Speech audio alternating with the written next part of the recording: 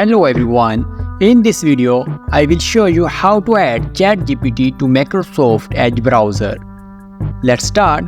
Click on the Bing sign icon and you will find plus icon in the sidebar. Press on plus icon and search here ChatGPT. ChatGPT will be appear in search.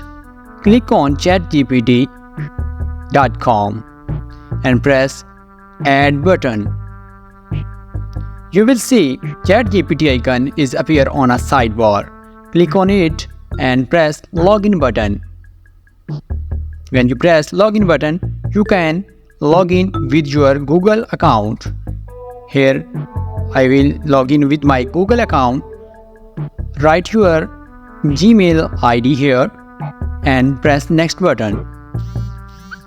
Here you will put your password. For further processing, press next. You will find this option if you have two-factor verification from your mobile device. Now you can use ChatGPT in browser. Thanks for watching.